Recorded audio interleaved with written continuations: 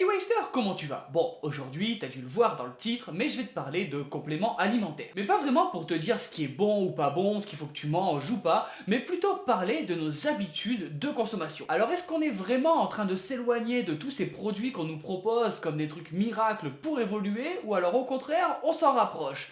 Et ben tu sais quoi, on en parle dans la vidéo.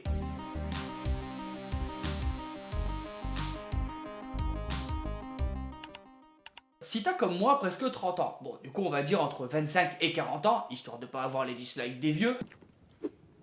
Bon, je sais, l'âge c'est dans la tête, tout ça, bref, 25-40 ans. Si tu fais du sport, que ce soit du crossfit, de la muscu ou n'importe quoi d'autre, hein, t'as pas pu échapper à l'explosion des compléments alimentaires. Que ce soit au niveau des trucs qui t'apportent des apports que moi je pense basiques, comme les protéines, les trucs pour les perfs, comme la créatine, les BCAA, ou alors les pré-workouts, mais aussi les compléments santé, comme les vitamines, les oméga 3, etc. Et au niveau des pubs, sur le papier, on nous a défoncé, à coups d'égérie toujours plus grosse, toujours plus solide.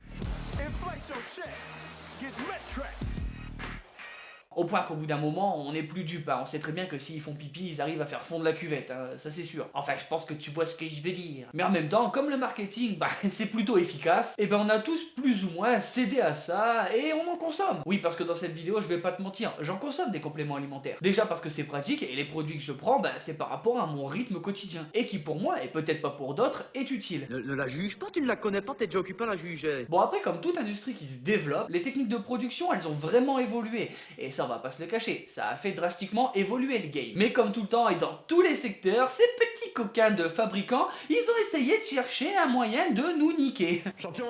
En faisant des trucs bien pourris, histoire de vendre, de se faire bien de l'argent, et puis de toute façon, le consommateur... on verra plus tard. Sauf qu'à un moment, et ça a commencé un petit peu à se voir. Ah. Et là, sans surprise, c'est le scandale qui arrive. Ce qui a donné par effet boule de neige que les protéines c'était de la merde, c'était du dopage, tu connais déjà la chanson. Ce qui a suivi de cette période où tous les compléments on disait que c'est de la merde, alors j'étais des cailloux et tout, c'est la vague de compléments 2.0. Ça je te l'avoue, c'est moi qui viens de l'inventer parce que je trouvais le nom un petit peu stylé, tu vois. Le leitmotiv de cette nouvelle génération, c'est on fait mieux pour un peu, voire beaucoup plus cher, mais cette fois on fait vraiment attention aux consommateurs.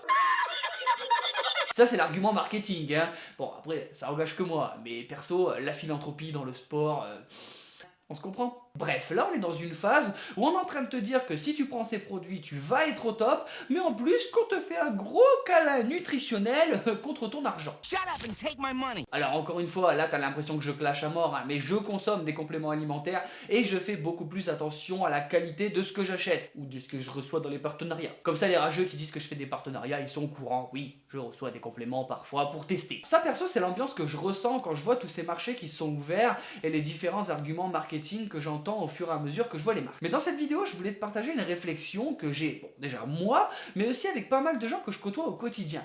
Pardon? Oui, je sais, ça paraît bizarre, mais je parle à des gens, des fois ça arrive. Avec la mise en disposition de toutes les connaissances, que ce soit sur internet, les livres, etc., on sait maintenant comment le corps il marche. Enfin, plus ou moins, et surtout, ce qu'on a besoin pour progresser. Ce qui veut dire qu'avec un petit peu de recherche, on sait très bien ce qui manque à notre alimentation pour aller à un stade supérieur de la performance.